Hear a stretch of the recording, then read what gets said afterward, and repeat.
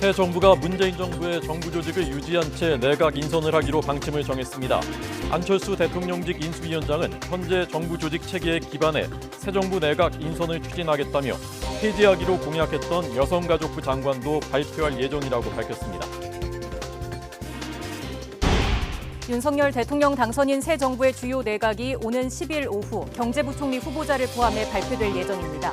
이태규 의원과 나경원 전 의원의 입각이 확실시되는 가운데 부처를 놓고 막판 검토가 진행되고 있습니다. 윤석열 당선인이 추진하는 대통령 집무실 이전을 위한 예비비가 국무회의를 통과하면서 국방부는 오늘부터 이전 작업에 들어갔습니다.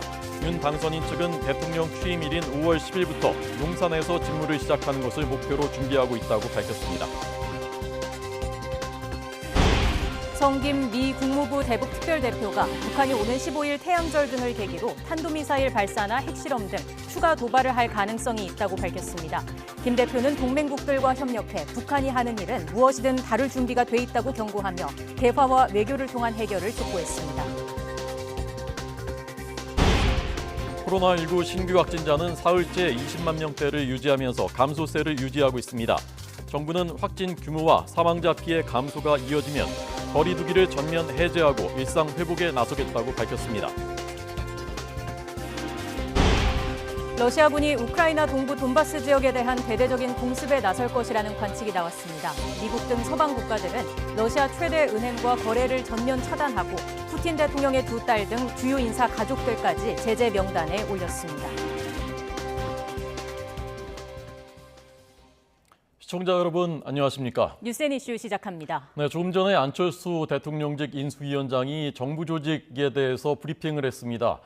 의미 있는 내용들이 좀 나왔습니다. 지금 정부 조직에 기반해서 조각을 발표하겠다라는 것입니다.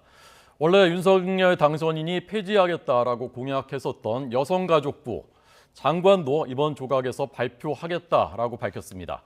이 새로 임명되는 여가부 장관이 일단 조직을 운영하면서 이 조직의 문제점을 찾고 개편 방안을 수립할 임무를 띠는 것이다라고 말했습니다. 말씀하시죠. 네, 안 위원장의 브리핑 내용을 먼저 직접 들어보고 오겠습니다.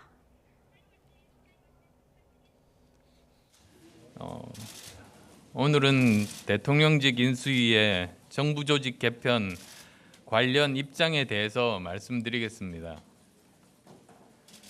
그동안 인수위는 정부 조직 개편 문제에 대해서 심도 있게 검토해 왔습니다. 그 결과 정부 조직 개편 문제는 인수위 기간 중 조급하게 결정해서 추진하기보다는 최근 국내외 경제 문제 그리고 외교 안보의 엄중한 상황을 고려해서 민생 안정과 외교 안보 등 당면 국정 현안에 집중하는 것이 바람직하다고 판단했습니다. 따라서 조각도 현행 정부 조직 체계에 기반해서 추진하기로 했습니다. 정부 조직 개편 문제는 야당은 물론 전문가 등 각계각층에서 다양한 견해가 있을 수 있습니다. 따라서 새 정부는 시급한 민생 현안을 최우선적으로 챙기면서 국정 운영 과정에서의 운영 경험을 바탕으로 공청회 등을 통해 다양한 의견을 수렴하고 야당 의견도 충분히 경청하겠습니다. 그것을 바탕으로 차분하고 심도 있게 지금 시대 흐름에 맞는 정부 조직 개편안을 만들고 추진할 계획이라는 점 말씀드립니다.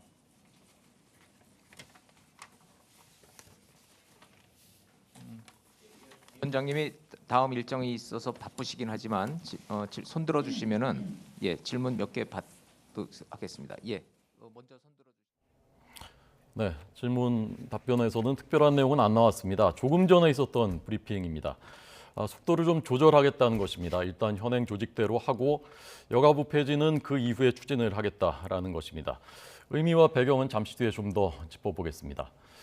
국무회의에서 예비비가 승인되면서 이제 국방부가 국방부로 대통령 집무실이 가는 것이 확정됐고 국방부는 이전 작업을 시작했습니다. 네, 국방부 일부 부서에서는 이삿짐을 줄이고 사무실을 정리하는 등 벌써 이사 준비에 돌입한 모습도 보인다고 합니다. 취재기자 연결해서 상황 알아보겠습니다. 한현희 기자. 네, 통일외교안보부입니다. 네, 국방부가 오늘 이사 계약을 체결할 것 같다고요? 네, 이르면 오늘 이사 계약이 체결될 것으로 보고 있는데요. 아직 이사가 시작되진 않았지만 국방부 어수선한 분위기입니다. 이삿짐을 줄이기 위해서 어제 파쇄 차량을 불러서 불필요한 서류 등을 파쇄하기 시작했습니다. 또 일부 부서 사무실은 가구와 집기류를 복도에 옮기면서 벌써 이사 준비에 나서기도 했고 당장 오늘부터 별관으로 출근하라는 지시를 받은 직원들도 있는 것으로 전해졌습니다. 국방부 1층 대변인실과 기자실도 이른 오전부터 파쇄할 문서를 내놓는 정리 작업이 진행되고 있습니다. 대통령 집무실 이전에 따른 우선 이동 대상은 국방부 본관 5층부터 10층까지 입주한 부서들입니다. 국방부 구청사와 근무지원단, 육군회관 등의 분산 배치될 전망입니다. 문제는 상반기 한미연합훈련입니다. 한미는 오는 12일부터 나흘간은 위기관리 참모훈련을 또 18일부터 28일까지는 본훈련을 진행할 예정인데요. 이에 따라 핵심 지휘부서인 2층부터 4층까지의 장관실과 정책실, 기획조정실은 훈련이 끝난 28일 이후에 이동하게 됐습니다.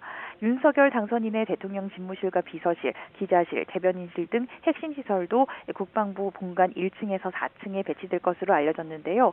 해당 구역 국방부 부서의 이동 일정이 늦어진 상황이라서 대통령 집무실 이전 작업 역시 연쇄적으로 지연될 수밖에 없게 됐습니다. 지금까지 통일외교안보부에서 YTN 한현입니다.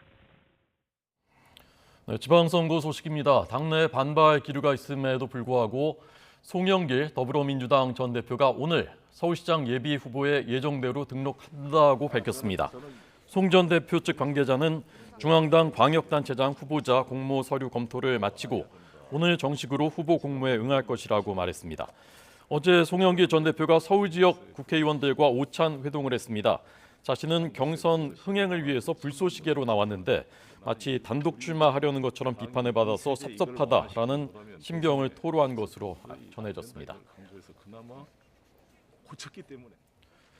이와 관련해서 정계 은퇴를 선언했죠. 친문 869그룹 인사인 최재성 전 청와대 정무수석은 송영길 전 대표의 지방선거 출마는 서울시장을 탐하다가 더 큰 것을 잃는 송탐대실이라고 비판했습니다.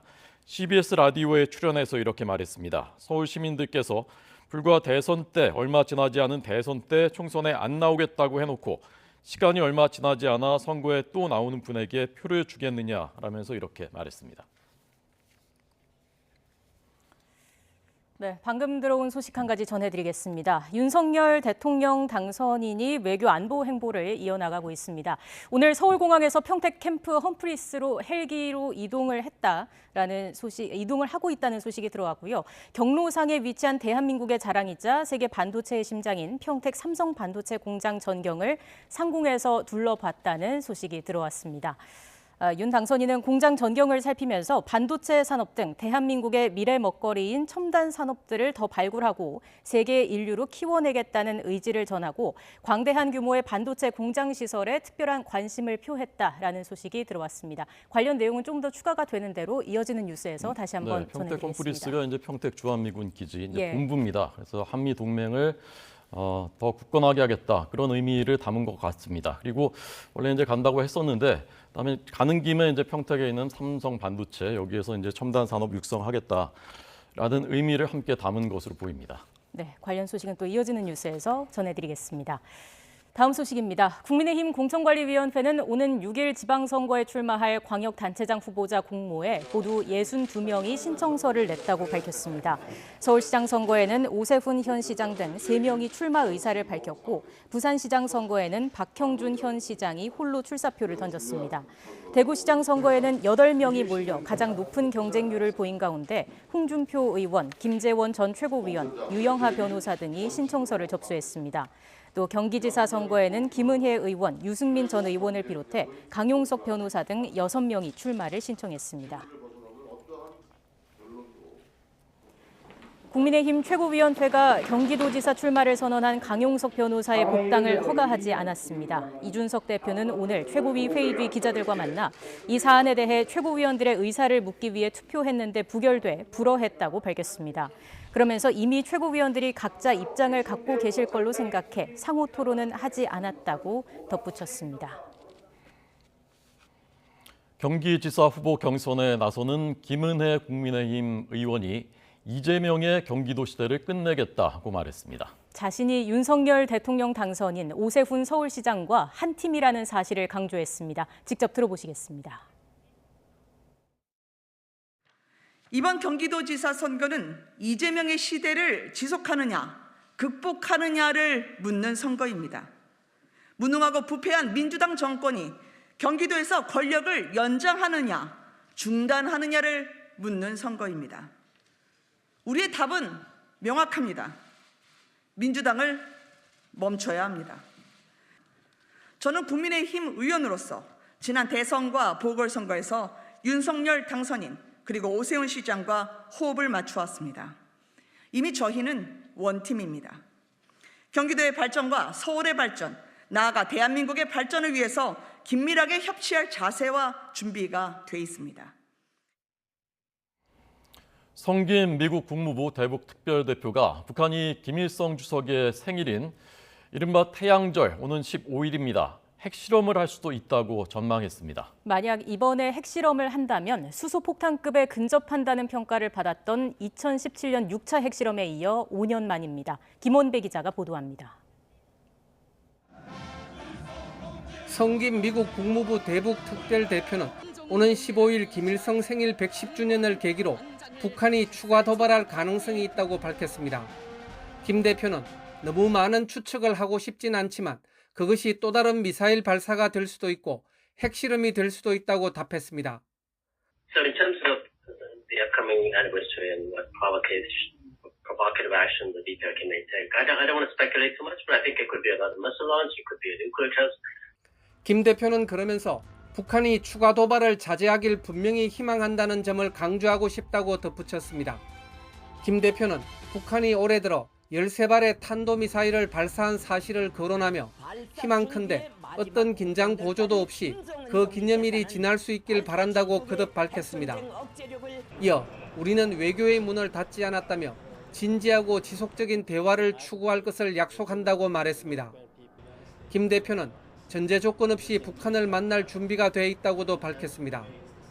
김 대표는 조건 없이 대화하자는 공개 비공개 메시지를 북한에 수차례 보냈는데 어떤 대답도 받지 못해 실망스럽다며 긍정적으로 응답하길 바란다고 말했습니다. 김 대표는 긴장을 고조시키는 도발적인 행동은 유엔 안전보장이사회의 단호한 대응을 요구한다며 유엔 안보리 차원의 대응을 지속하겠다는 의지를 분명히 했습니다. 아울러 북한 미사일 시험 발사에 대한 유엔 안보리 차원의 대응 성명을 6차례나 시도했지만 중국과 러시아의 비협조로 실패했다고 지적하고 한반도의 불안정은 누구에게도 이익이 안 된다며 중국과 러시아의 협력을 촉구했습니다. 웬디 셔먼 미국 국무부 부장관은 하원 청문회에서 미국을 방문 중인 윤석열 대통령 당선인의 대표단이 미국에서 만나는 인사들과 하는 논의 중 많은 부분이 북한 대응과 관련한 내용이라고 전했습니다. 그러면서 이런 논의는 우리가 북한이 대가 없이 이 행위를 계속할 수 없음을 알도록 할 강력한 조치와 북한의 공격에 대응해 신뢰할 만한 억지력을 갖고 있음을 보여주는 조치를 할 것임을 보장하는 것이라고 밝혔습니다. 셔먼 부장관은 신뢰할 만한 억지력이 무엇인지 구체적으로 설명하진 않았습니다. YTN 김원배입니다.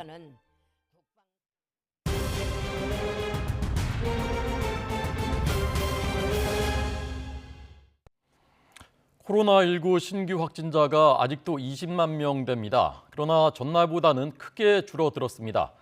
자세히 알아보겠습니다. 신현준 기자 나오십시오. 네, 신현준입니다. 네, 확진자 현황 자세히 전해 주시죠.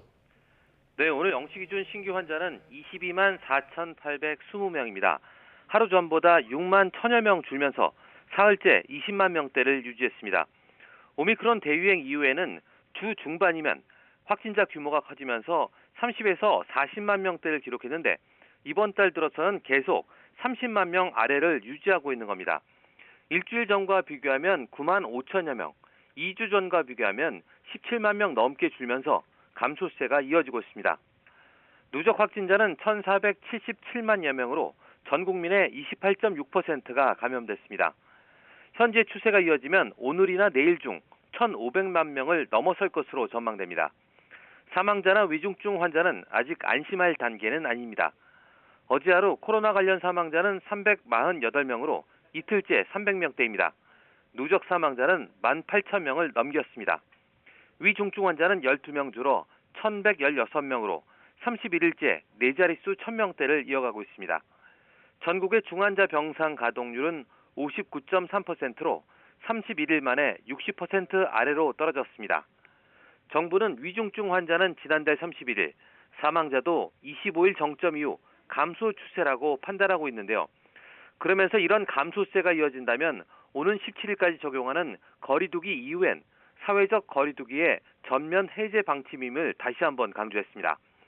또 이를 위해 동네 병원 등에서 확진자 대면 진료를 확대하고 어제부터는 확진자가 직접 약국을 방문해 약을 받을 수 있도록 하는 등 일상 회복에 대비하고 있습니다. 지금까지 사회 2부에서 YTN 신현주입니다. 네, 최근 세간의 큰 관심사입니다. 가평 계곡 살인 사건. 용의자들은 아직 잡지 못하고 있고 체포영장 시한은 끝나가고 있습니다. 자세히 들어보겠습니다. 홍민기 기자 나오십시오. 네, 인천지방검찰청 앞에 나와 있습니다. 네, 수사 어떻게 진행되고 있습니까? 네, 검찰이 이른바 가평 계곡 살인 사건의 용의자 이은혜와 조연수를 공개 수배한 지 오늘이 9일째입니다. 이곳 검찰 수사팀으로도 시민들의 제보가 많이 들어오고 있지만 아직 결정적인 단서를 포착하지는 못한 것으로 전해졌는데요.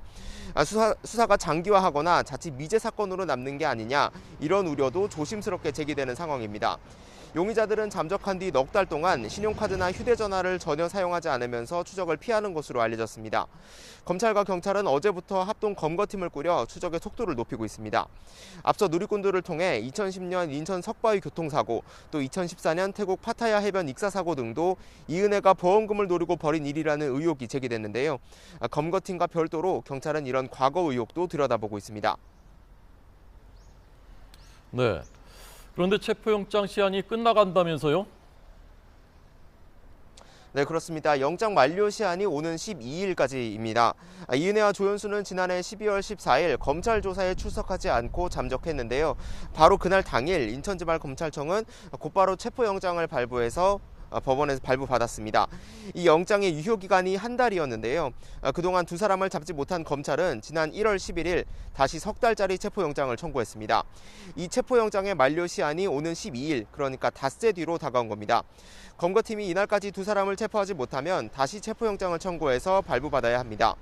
앞서 검찰은 지난달 30일 공개 수배 전 이들을 출국 금지 조치했습니다. 잠적한 뒤 해외 출국 기록이 없는 만큼 두 사람은 아직 국내에 머물고 있을 가능성이 큰 상황입니다. 두 사람을 추적하기 위해 검경이 합동으로 그물망을 펼친 가운데 시민들의 제보가 그 어느 때보다 절실한 상황입니다. 지금까지 인천지방검찰청 앞에서 YTN 홍민기입니다. 이동재 전 채널A 기자의 협박성 취재 사건을 수사해온 검찰이 공모 혐의를 받았던 한동훈 검사장을 2년 만에 무혐의 처분했습니다. 서울중앙지방검찰청은 어제 강요 미수 혐의로 입건됐던 한 검사장에 대해서 법리나 증거 관계상 이 전 기자와 공모했다고 인정할 증거가 없어 혐의 없음 처분했다고 밝혔습니다. 검찰은 재작년 7월 대검찰청 수사심의위원회에서 한동훈 검사장에 대해서 수사 중단과 불기소를 이미 권고했고 이후에도 한 검사장의 휴대전화 포렌식을 시도했지만 지금 기술로는 언제 잠금을 풀 수 있을지 가늠할 수 없어 실효성이 없다고 밝혔습니다.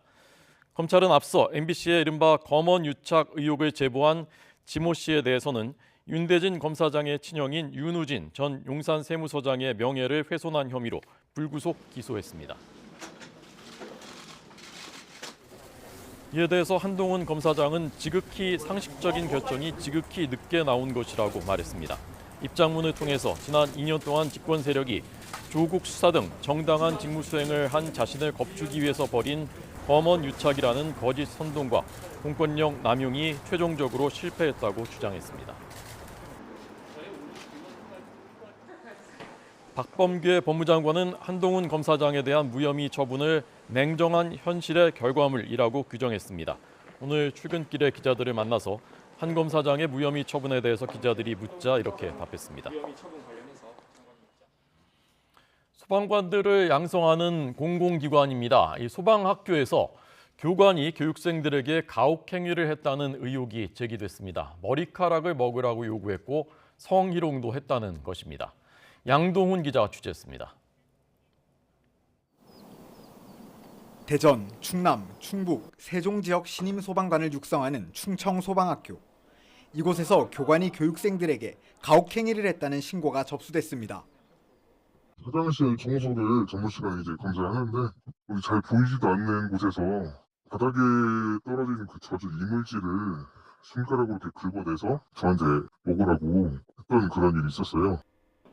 이외에도 진흙이 묻은 신발을 청소 도구 대신 맨손으로 닦게 하거나 여자 교육생에게 성희롱성 발언을 했다는 등 소방노조의 관련 제보가 이어졌습니다. 지난해 1월부터 4월까지 이곳 충청소방학교에서 교육을 받은 신임 소방관 여러 명이 가혹행위 피해를 호소하고 있는 거로 전해졌습니다. 이 교관은 과거에도 지역 소방본부에서 근무했을 때 동료 소방관들의 갑질 신고로 주의 처분을 받은 거로 전해졌습니다. 같이 근무하는 직원들에게 그 의견이나 이런 것이 다르면 폭언도 하고 욕도 하시고 그런 행태를 하시더라고요. 본부 차원에서도 감사가 있어서 그러한 사실에 대해서는 진술한 바가 있습니다. 소방노조는 해당 교관에 대한 엄격한 징계를 요구하고 교관 선발 과정과 교육 방식을 근본적으로 개선해야 한다고 목소리를 높였습니다. 일선서에서 근무하다가 그냥 교관하라니까 교관하는 거예요. 그러니까 교육에 대한 마인드도 없고 그런 전문 교육을 받았던 분들이 그 교관으로서 역할을 해야 된다라고 보는 거죠. 충남소방본부는 신고를 접수한 뒤 감찰에 나서 관련 진술 여러 건을 확보했습니다. 충남소방본부 감찰팀에서 민원인의 제보 내용을 해당 교육생들 전체에 대하여 전수조사한 결과 일부 사실로 확인된 부분이 있었습니다.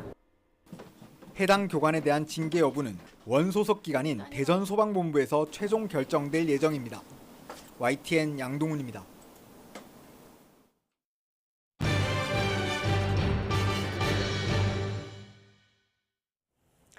우크라이나 당국이 수도 키이우 인근의 또 다른 소도시에서 주민 수백 명이 실종 상태라고 주장했습니다.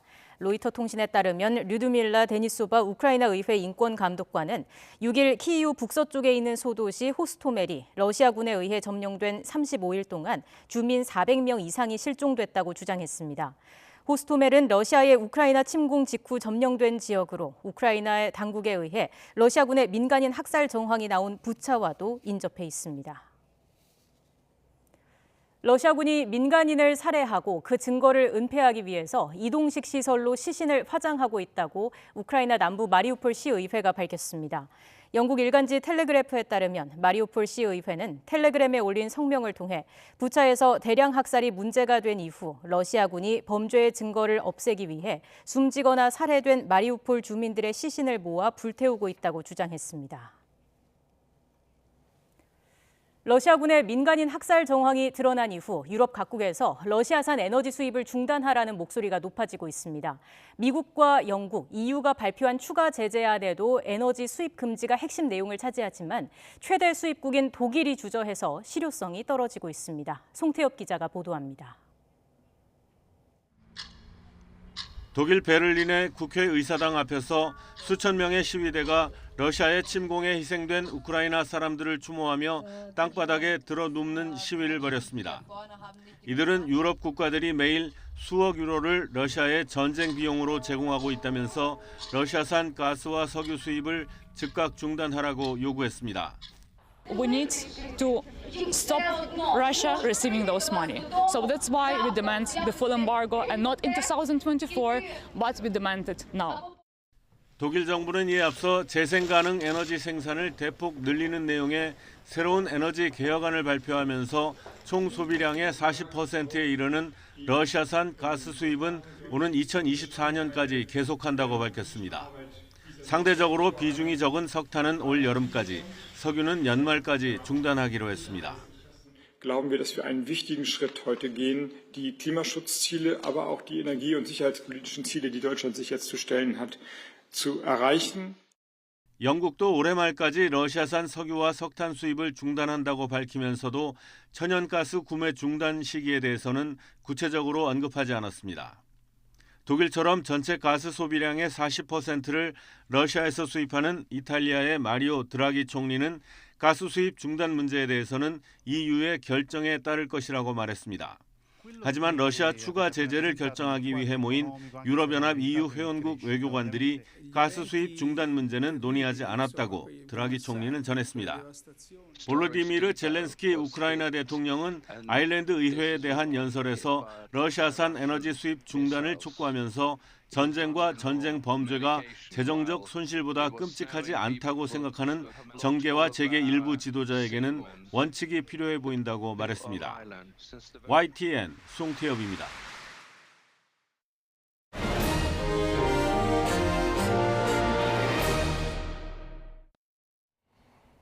뉴스 모두의 속보로 전해드렸습니다. 새 정부가 문재인 정부의 정부 조직을 유지한 채 내각 인선을 마치고 민생을 비롯한 당면한 현안에 더 집중하기로 했습니다. 윤석열 당선인은 오는 10일 경제부총리 후보자 등을 직접 발표할 계획입니다. 인수위로 가보겠습니다. 김승환 기자. 네, 삼청동 인수위 앞에 나와 있습니다. 네, 조금 전 안철수 위원장이 정부 조직 개편 관련 기자회견을 했죠. 네, 안 위원장은 예정이 없던 기자회견을 열어서 정부 조직 개편 논의 결과를 발표했습니다. 안 위원장은 인수위에서 정부 조직 개편을 조급하게 추진하지 않겠다 이렇게 밝혔는데요. 안 위원장의 발표 내용 직접 들어보시죠. 인수위 기간 중 조급하게 결정해서 추진하기보다는 최근 국내외 경제 문제 그리고 외교 안보의 엄중한 상황을 고려해서 민생 안정과 외교 안보 등 당면 국정 현안에 집중하는 것이 바람직하다고 판단했습니다. 이에 따라 조만간 추가로 발표될 인선도 문재인 정부의 정부 조직 체계에서 이뤄집니다. 따라서 폐지가 확정된 여성가족부의 경우에도 장관을 먼저 임명해 놓고 충실히 개편안을 마련하는 방향으로 추진됩니다. 네, 그러면 오는 10일 일요일인데요. 이때 몇 명 정도 발표가 되는 건가요? 네, 현재로서는 몇 명을 발표할 것이다 이렇게 확언을 할 수는 없습니다. 현재 경제부총리와 각 부처 장관들에 대한 검증이 한창 진행 중인데 윤석열 당선인이 오는 10일에 최대한 많은 후보자를 발표하는 게 목표라는 입장입니다. 경제사령탑인 경제부총리의 경우 현재로서는 인수위 경제 1분과 간사이자 기획재정부 차관 출신인 국민의힘 추경호 의원이 낙점된 분위기입니다. 나경원 전 의원과 국민의당 이태규 의원 등 정치인 입각도 사실상 확정됐는데 어느 부처로 향할지는 미정입니다. 또 박진 의원과 조태용 의원이 경합을 벌이는 외교부 장관 후보자도 조만간 정해질 것으로 보입니다. 현재 국정원장 후보로는 비정치인 출신 3명이 검증대에 오른 가운데 국정원 출신인 권춘택, UN 글로벌 컴팩트 한국협회 사무총장 등이 거론되고 있습니다. 네, 마지막으로 국회 소식도 짚어보겠습니다. 대선 이후에 더불어민주당과 국민의힘 모두 새로운 진영을 갖춰가는 모습이죠. 네, 더불어민주당과 새로운 물결은 조금 전에 합당 선언을 했습니다. 오는 18일까지 합당 절차를 마무리하고 당명은 더불어민주당으로 하기로 정했는데요. 또 대선 과정에서 합의한 대로 정치교체 공동추진위원회를 만들고 산하의 실무추진단을 꾸린다는 계획입니다. 여소야대 전국에서 더불어민주당과 협치를 이끌어내야 하는 국민의힘 신임 원내대표도 내일 뽑힙니다. 윤석열 당선인 핵심 측근으로 꼽히는 4선 권성동 의원과 이른바 비핵관인 3선 조혜진 의원 양자 대결로 치러지는데 내일 오전 국민의힘 의원총회에서 결정됩니다. 지금까지 삼청동 인수위 앞에서 YTN 김승환입니다.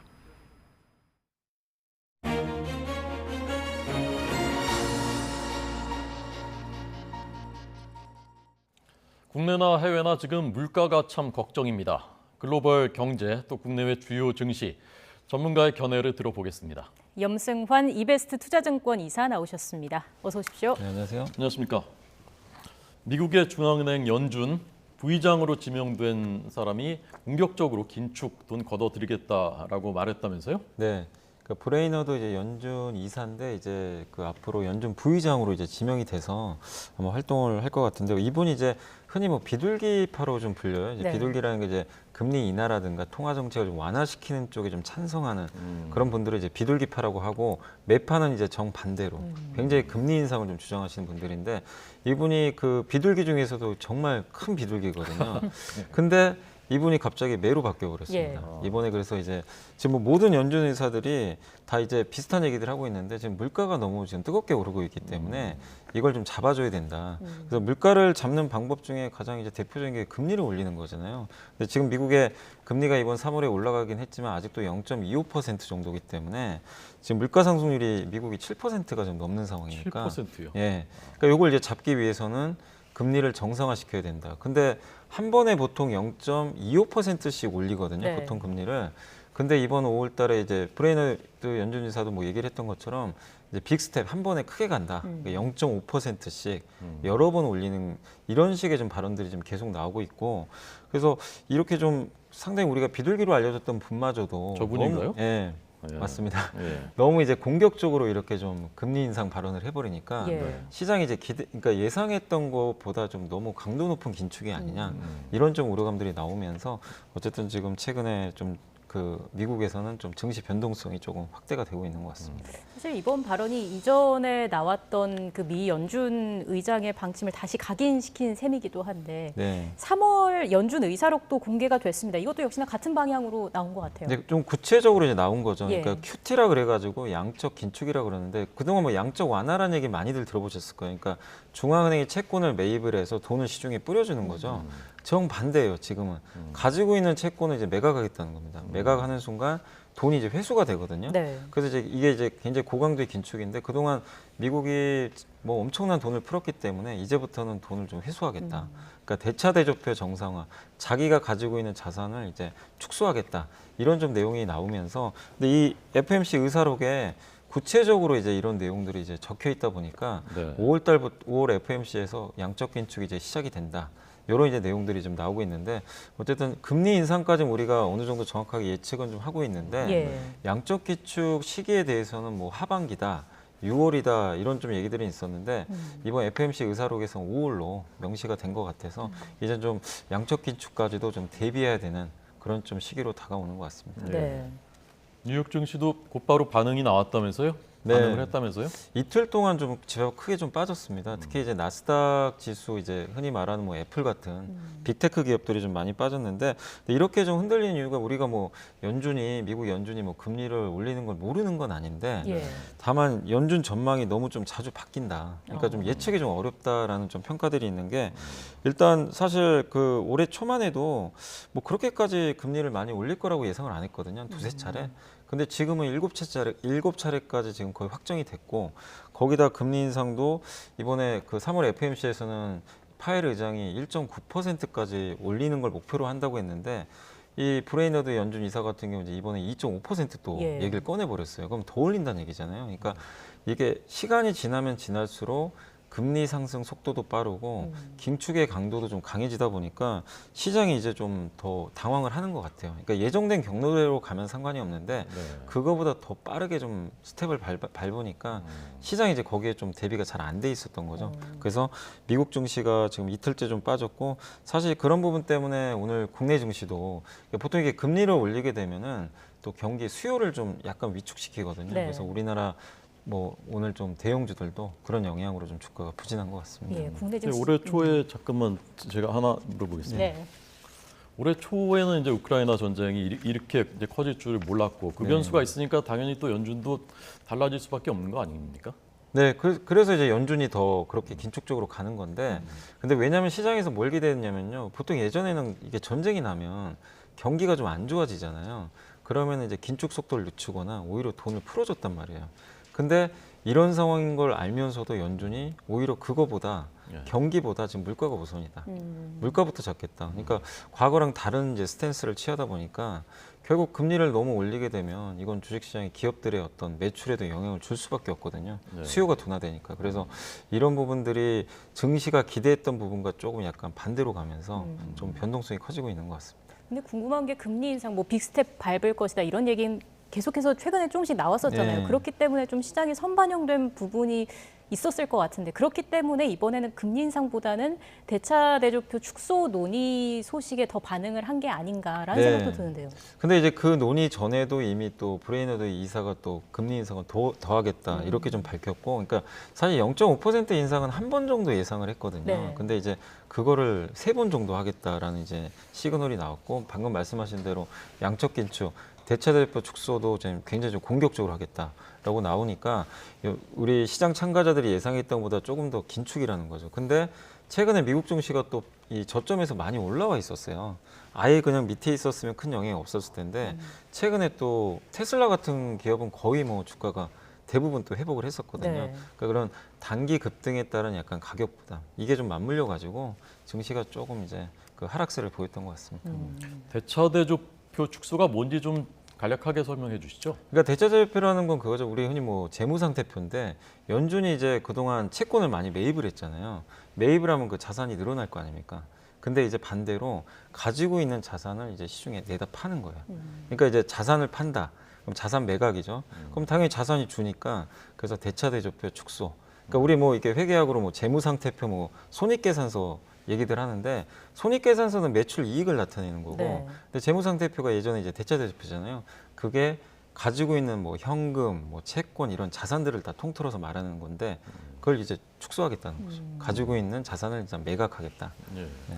금리를 이렇게 올리게 되면은 미국 경기에는 어떤 영향을 줍니까? 그러니까 아까 말씀드린 대로 금리를 올리면, 그러니까 연준의 목표가 뭐냐면 결국 고용하고 이제 한 팔은 고용이고 한 팔은 이제 금리, 그러니까 물가거든요.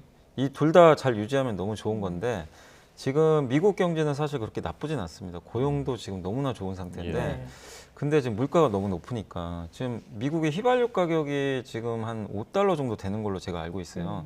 근데 보통 휘발유 가격이 한 $3를 넘어가면은 소비에 문제가 생긴다고 합니다. 예. 그러니까 이제 그 사람들이 소비를 줄여버리는 거죠. 예. 그래서 지금 바이든 대통령이 지지율도 많이 떨어져 있거든요. 네, 네. 그러니까 물가를 잡으라는 거죠.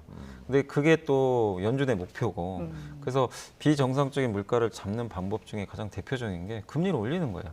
그것도 스텝을 좀 크게 밟아가지고, 그래서 금리를 이렇게 올리면 결국에 물가는 잡히는데, 네. 이제 문제가 그거죠. 시장이 싫어하는 게 너무 빨리 올리면 수요가 어쨌든 줄어들게 되거든요. 이 아까 말씀하신 대로 이 돈을 풀 때랑 네. 줄일 때랑 당이 좀 다르잖아요. 그래서 그런 수요 둔화에 대한 이제 우려감이 좀 나오기 때문에 결국 시장은 이제 이런 부분들을 우려하는 거고, 결국 미국 경기가 좋아서 올리는 건 인정하는데 향후에 그러면 안 좋아지면 어떡할 거냐. 예. 여기에 대해서 이제 많은 투자분들이 좀 계속해서 불확실성으로 좀 생각을 하고 있는 것 같습니다. 정리를 하면 금리 인상으로 소비 둔화 등이 초래가 될 수 있고 경제가 둔화할 수 있다, 이런 전망이 나오는데, 아예 미국이 내년에 경기 침체에 빠질 것이다, 이런 전망을 내놓은 그 보고서도 있더라고요. 네, 맞습니다. 그러니까 최근에 이제 경기 둔화는 이제 뭐 예를 들면 5% 성장하던 게 한 3% 성장하는 건데, 침체는 이제 마이너스로 가는 거죠, 성장률이. 네. 그래서 이제 역성장하는 건데, 그런 우려도 하더라고요. 근데 많은 분들이 그런 얘기를 하는 게 1970년대를 이제 자꾸 떠올리시니까, 그때 아마 아직 기억하시겠지만 오일 쇼크가 터져가지고 미국 경제가 정말 큰 타격을 받았죠. 당시에 그래서 역성장을 했었는데, 지금은 그때랑 다른 게, 지금 고유가 시대기는 건 맞지만 당시엔 미국이 원유를 수출하는 국가가 아니었어요. 생산도 거의 안 했고. 근데 오일 쇼크 터지고 나서 이제 이거 유가가 좀 중요하구나. 그래서 이제 원유 생산을 많이 늘렸는데, 지금은 원유 또 순수출국이잖아요. 그래서 고유가가 미국 경제에 아주 나쁜 건 아닙니다. 이런 수출 면에서는. 근데 내수는 좀 안 좋아질 수는 있다 하더라도, 그래서 그때랑은 좀 다르고, 그리고 그때랑 또 다른 게 지금 고용이 너무 좋아요. 그러니까 연준 의장도 이렇게 자신 있게 금리 인상을 하겠다는 게 전쟁이 나는 걸 알면서도 미국 경제는 다른 나라랑 다르게 지금 고용이 지금 사람 구하기가 너무 어렵다고 하더라고요. 네. 그러니까 인건비는 계속 올라가요. 그러니까 고용에 대한 이제 그 확신을 좀 가지고 미국이 좀 금리를 올리는 거기 때문에, 그리고 설사 뭐 경기가 둔화되더라도 침체까지는 안 간다고 보는 게, 연준도 어쨌든 이 상황들을 볼 거거든요. 그래서 만약에 침체로 좀 갈 것 같은 분위기면 금리 인상을 또 중단할 가능성 분명히 있습니다. 그래서 침체까지는 아직 너무 먼 얘기고, 일단 올해 상반기까지는 좀 경기 둔화 쪽에 포커스를 맞추는 게 좋을 것 같습니다. 네. 지금 말씀을 듣다 보니까 이제 미국 경제 상황하고 우리 경제 상황하고 겹치는 부분이 있지 않습니까? 네. 돈을 풀자니 또 이게 물가 걱정이고, 걷어들이자니 또 경기 걱정이고, 우리 경제 좀 짚어보겠습니다. 우선 지금 우리 증시는 어느 정도 영향받고 있습니까? 한국은 이게 좀 분위기가 오늘은 이제 거의 다 빠지긴 하는데 미국 증시 영향을 받아서 근데 최근 한 달간만 좀 놓고 말씀드리면 대형 수출주는 굉장히 안 좋고요. 그리고 오히려 중소형주나 우리 내수주들 있죠. 이쪽은 오히려 좋습니다. 아니면 정책 수혜주, 뭐 이렇게 대선이 끝나면서 그래서 이쪽과 그러니까 두 군데가 너무 좀 차별화되는데, 그러니까 지수는 큰 기업들이 못 가니까 네. 좀 답답한데 중소형주들은 왜 이렇게 중소형주나 내수주는 강하냐면 이제 리오프닝을 하고 있잖아요. 시장이. 그러니까 이제 내수 경기가 좀 회복이 되면서 뭐 흔히 뭐 여행, 레저, 뭐 호텔이나 백화점 이런 쪽은 오히려 좀 괜찮은 모습이고 또 건설주라든가 뭐 원자력 발전주라든가 이런 정책주는 확실한 이제 모멘텀들이 좀 있다 보니까 뭐 재료가 좀 있는 거죠. 예. 정책적으로도 탈원전 정책보다 이제 친원전 쪽으로 갈 수 있다는 기대감도 있고 또 최근에 그 뭐 조선주라든가 이런 유가 관련 수혜주들도 고유가 시대가 계속 좀 장기화되지 않을까. 그럼 유가 오를 때 수익을 많이 내는 그런 뭐 정유나 조선 업체들이 좀 차별화되는 거죠. 근데 예. 우리 한국을 이제 이끌어가는 뭐 예를 들면 삼성전자, 현대차 같은 대형 수출주는 왜 못 가냐면 지금 전쟁이 나니까 유가가 좀 높잖아요. 당연히 소비가 줄게 되거든요. 그럼 당연히 IT나 자동차 소비를 안 하게 되겠죠. 예. 좀 미루거나. 이제 거기에 대한 이제 우려감들이 있고 또 한 가지 큰 게 지금 중국의 상해가 지금 봉쇄령이 지금 내려졌는데 사실 어제 풀려야 되는데 무기한 연기해버렸어요. 했어요. 그럼 중국의 2천만이 사는 인구가 아무것도 소비 활동 못 하거든요. 그럼 당연히 IT 제품, 뭐 가전 제품, 뭐 반도체 이 소비가 줄 수밖에 없는 거죠. 그러니까 이런 것들이 당장 뭐 영향을 준다기보다는 몇 달 후에 영향을 주지 않을까. 그래서 지금 불확실성 때문에 대형 수출주는 경기도나 우려로 지금 주가가 좀 못 가고 있습니다. 상하이가 인구가 2,500만 명이라고 하고 네. 거기 물류가 또 봉쇄된 것도 상하이 항이 봉쇄된 네. 것도 영향 미친다면서요? 네, 그러니까 거기가 또 물류 창구인데 뭐 세계 뭐 몇 대 항구 중에 하나로 좀 꼽히잖아요. 네. 근데 거기가 또 마비가 되면 또 운임 비용이 또 올라갈 수도 있고 이건 다 기업들의 비용 부담이거든요. 근데 우리 한국의 대부분의 기업들은 다 수출을 하는 기업들이잖아요. 네. 뭐 중간재죠. 뭐 반도체도 최종 제품은 아닌데 PC에도 들어가고 노트북, 스마트폰. 근데 결국 최종 소비가 또 안 돼 버리면 중간재 수출도 안 되거든요. 그러니까 이 모든 것들이 지금 결국 전쟁과 중국의 좀 봉쇄 이 두 가지가 맞물려 가지고 조금 지금 부담스럽게 흘러가는 것 같습니다. 결국엔 뭐 대내외 여건이 나아지지 않는 이상 뭐 이 흐름이 좀 이어진다고 봐야 될까요? 그러니까 결국 이 뭐 중국 봉쇄령도 그렇고 전쟁도 결국엔 끝나겠죠. 언젠가는. 근데 이게 빨리 끝나느냐 늦게 끝나느냐에 따라서 기업들의 실적이나 우리 경제에도 영향을 주니까 뭐 저도 개인적으로 좀 빨리 끝났으면 좋겠는데 네. 이게 장기화된다라는 좀 우려감은 좀 커지고 있는 것 같습니다. 예. 물가가 지금 제일 걱정입니다. 아까 미국은 7%라고 하셨는데 우리도 이례적인 지금 4%를 넘지 않았습니까? 네. 이건 어떻게 풀어나가야 될까요?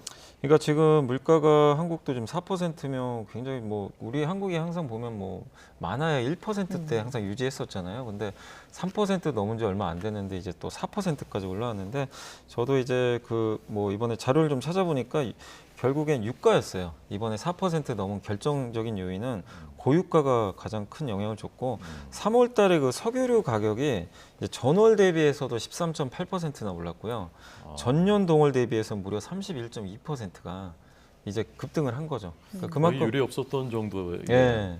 그래서 뭐 물론 정부에서도 좀 유류세 인하를 좀 발표한 것처럼 네. 유가 영향이 좀 큰데 근데 유가가 차지하는 그 전체 소비자 물가에서 차지하는 비중이 무려 30% 정도 되거든요. 이 에너지 가격이. 그러니까 이게 올라가면서 그 이번에 4.1% 중에 무려 거의 한 1.2% 정도의 기여를 했다. 네. 이렇게 보시면 좀 좋을 것 같고 또 그것만 그런 게 아니라 지금 우크라이나 사태 때문에 아시겠지만 거기가 곡창지대잖아요. 예. 밀 생산이 또 안 되니까 밀 가격도 많이 오르고 곡물 가격이 올랐는데 그러다 보니까 우리 그 식품 가격도 지금 많이 올랐습니다. 가공식품 가격이 지금 6.4%나 올랐고 외식비가 6.6%. 근데 이 두 가지가 또 전체 소비자 물가의 21%를 또 차지하고 있대요. 그러니까 결국엔 유가랑 이 외식비나 이제 식품비가 합치면 50%죠. 이게 급등을 해버리니까 이제 소비자 물가 지수가 이렇게 급등하는. 그러니까 결국 근본적인 원인은 뭐 작년부터 이어진 뭐 공급망 이슈나 이런 뭐 오미크론 변수도 있는 데다가 거기에 전쟁까지 겹쳐가지고 예. 이 상황이 좀 계속해서 안 좋게 흘러가고 있다라고 보시면 좋겠습니다. 지금 뭐 코로나 사태도 이어지고 있고 러시아의 우크라이나 침공으로 인해서 원자재, 원유, 농산물 공급에도 차질이 빚어지면서 물가를 견인하고 있는 상황인데 이게 또 좀처럼 잡히지 않을 가능성에도 주목을 하는 것 같아요. 네, 그러니까 이게 결국엔 아까도 말씀드렸지만 빨리 끝나야죠. 모든 이 불확실성이 빨리 끝나야 되는데 이게 뭐 중국이 지금 상해도 지금 중국 전체 오늘도 아까 제가 오면서 체크해 보니까 중국 전체 지금 2만 명이 넘는 확진자가 또 발생했다고 하는데 네. 매일 지금 사상 최대 지금 확진자가 나오는데 중국 인구로 비하면 얼마 안 되지만 중국은 사실 제로 코로나였잖아요, 사실은. 네. 근데 굉장히 많은 거죠. 근데 이렇게 되면 중국 정부는 어쨌든 계속 봉쇄령을 유지를 할 것 같고 그럼 중국 경기는 계속 좀 안 좋아질 수밖에 없는 상황에서 지금 이 상황에서 결국엔 또 러시아 우크라이나 전쟁은 끝날 기미가 안 보이고 네. 그럼 계속 장기화 되는 거죠, 이 고유가가. 그래서 결국엔 좀 이런 전쟁 이슈가 끝나야 되는데 근데 이거를 끝나기 전에 뭐 물가를 잡는 방법은 미국도 그렇고 한국도 지금 사실 금리밖에 없거든요. 그래서 이제 한국은행 총재가 이번에 바뀌잖아요. 근데 아마 바뀌고 나서 좀 바로 또 금리를 올리지 않을까. 그래서 한국도 지금 올해 추가적으로 한 2번에서 3번 정도 금리를 올릴 가능성이 높기 때문에 근데 그 올리는 과정까지 또 시차가 있어서 네. 당장 물가를 좀 이렇게 떨어뜨리기는 좀 쉽지 않은 것 같습니다. 그래도 그나마 좀 다행이라고 해야 될 건 뭐냐면 그래도 국제유가가 그런 이제 고공행진을 하긴 했지만 최근에 미국에서 전략 비축유라고 지금 가지고 있는 원유들이 많잖아요. 네. 전략적으로. 그걸 좀 많이 방출을 했어요. 네. 그래서 국제유가가 좀 다행히 어제 한 6% 가까이 급락은 했거든요. 그래서 유가가 조금 내려오고 있다는 점은 좀 기대감을 높이는 요인인 것 같습니다. 네. 금리 인상은 결국 이제 돈을 걷어들이겠다는 건데 추경 예산으로 돈이 풀리지 않습니까? 이런 부분은 어떻게 좀 조화를 이뤄야 된다고 생각하십니까? 그러니까 이제 결국엔 또 돈을 이렇게 푸는 거니까 그것도 역시 좀 물가에 영향을 또 줄 수밖에 없거든요. 근데 이제 또 추경을 또 안 할 수도 없는 상황이고, 그러니까 이게 결국에 금리는 올리지만 추경 예산을 이렇게 풀면서 물가를 좀 자극시키지 않으려면 사실 뭐 공공요금이라든가, 그러니까 지금 사실 전기요금도 어떻게 보면 좀 거의 동결을 해버렸잖아요. 사실 한전 입장에서는 안 올릴 수는 없는 상황이거든요. 적자가 너무 큰데, 근데 이제 물가를 자극할까봐 이제 그런 것들을 좀 제어하는 건데 사실 뭐 공공요금 뭐 아니면 또 임금 이런 것들은 사실 이게 막는다고 막는 문제는 아닌 것 같고 또 특히 이 물가에서 많은 걸 차지하는 게 미국도 마찬가지인데요. 이 임금이거든요. 근데 지금 모든 기업들의 이번에 저도 재무제표 봤어요. 급여 항목이 비용을 딱 보시면 재무제표 나오잖아요. 급여가 다 올라갔어요. 급여 항목 자체가. 미국은 왜 그런 거죠? 미국은 지금 사람을 못 구하는 사람이 거예요. 없으니까. 예. 근데 한국도 특히 뭐 게임 업체들 같은 경우는 인력 구하기가 너무 어렵다고 합니다. 근데 이제 이런 인건비를 안 주면은 채용도 안 되고 그런 지금 상황이다 보니까 결국 임금이 올라간다는 건 결국 물가에도 영향을 크게 주거든요. 그래서 결국 이런 구조적인 요인들이 있기 때문에 결국엔 뭐 미봉책으로 막을 문제는 아닌 것 같고 좀 구조적으로 물가 상승에는 계속 뭐 기업이든 개인분이건 간에 좀 대비는 계속 해야 되지 않을까 이렇게 생각합니다. 우리 경제 상황을 좀 둘러봤고요. 지금부터는 이사님이 보시는 주요 증시 포인트들을 몇 가지만 간략하게 짚어보겠습니다. 인플레 해지 수단으로 최근 원자재 투자에 관심 갖는 분들이 많으신데 원자재 투자의 장점과 또 주의할 점은 뭐가 있을까요? 그러니까 원자재를 이렇게 투자하실 때 요새 뭐 국제유가가 워낙 많이 오르니까 저걸 좀 투자했어야 되는데 주식보다 저게 더 낫겠다 이런 좀 약간 어떻게 보면 좀 투기적인 마인드죠. 그런 분들도 많이 계시겠지만 원자재 투자는 정말 예측하기가 어렵고요. 주식보다 변동성이 몇 배는 큽니다. 그래서 이번에 전쟁 나서 유가가 좀 오른 건 사실이지만 어쨌든 그 뭐 내가 유가 투자해서 수익을 냈을 수도 있지만 예전에 유가가 마이너스 간 적도 있었어요. 그러니까 그럴 정도로 예측은 어렵기 때문에 저는 이 그 인플레 해지 수단으로 뭐 이런 원자재 투자하시는 건 좋은데 그거를 해지가 아니라 자산 증식 목적으로 난 투자를 하겠다. 그건 좀 바람직하지 않고요. 해지라는 건 뭐냐면 울타리를 치는 거잖아요. 나를 좀 방어하기 위해서 다른 외부. 근데 지금 인플레 해지라는 거는 물가 오르니까 물가 오르면 내가 만약에 은행에 예금을 넣으면 2% 지금 금리를 받는데 지금 물가 4%면 나는 앉아서 2% 손해 보는 거거든요. 그럼 그 2%의 손해를 내가 만회를 해야 되는데 주식 채권이 좀 어려우니까 이런 원자재를 일부 좀 이렇게 분산 투자를 해가지고 방어를 해주는 거죠. 그 손실만큼. 그런 목적으로 하시는 건 굉장히 안정적으로 저는 일부 자산을 투자하는 건 배분 목적에서도 좋은데 많은 분들이 그냥 유가 올라가는 것만 보고 거기에 많은 자산을 투입을 하시더라고요. 그래서 결국 또 빠지면 큰 손해를 보시고 그래서 인플레 해지 수단으로 좀 약간 소액 정도로만 투자를 하실 것을 저는 좀 권유드리고 싶습니다. 네. 원자재는 소액으로 네. 예, 거기에 다 하지 마라. 네, 왜냐하면 예측을 할 수가 없습니다. 예. 이 증시 투자하시는 분들 많으니까요. 끝으로 꼭 하시고 싶은 말씀, 뭐 당부라든가 이런 건 좀 주의하라든가 좀 말씀해 주시죠. 저도 이제 증권사에 있으니까 가장 많이 받는 질문이 왜 이렇게 우리 그 한국의 대형주들 좋다고 해서 샀는데 안 가냐. 근데 안 간 지가 벌써 1년이 넘어가지고 다들 힘들어하시는데, 그러니까 좋은 분위기가 나올 수도 있었는데 그때마다 뭐 델타 변이, 오미크론, 또 중국의 봉쇄령, 또 전쟁 우리 다 예측을 못했잖아요. 네. 이런 변수들이 나오는데 근데 지금 생각해 보면 지금보다 더 나쁠 수 있을까? 주식에서 제일 좋은 호재가 더 이상 나쁠 게 없는 거거든요. 근데 그래서 모든 악재들은 어느 정도 저는 좀 충분히 반영된 것 같아서 조금 지금 힘든 구간은 맞습니다. 근데 한국 기업들 다 이런 또 경쟁력이 있잖아요. 네, 어느 정도 경쟁력 있고 글로벌 점유율을 갖고 있는 기업들이니까 좀 이 위기를 저는 좀 극복할 수 있다고 생각합니다. 다만 시간이 필요한 거죠. 네. 지금 당장 해결이 안 되잖아요. 그래서 주식 투자하시는 분들이 좀 여유를 가지시고 좀 인내심을 좀 발휘할 구간이 아닌가라고 생각을 하고 있습니다. 알겠습니다. 지금까지 염승환 이베스트 투자증권 이사와 함께 이야기 나눴습니다. 고맙습니다. 네, 감사합니다.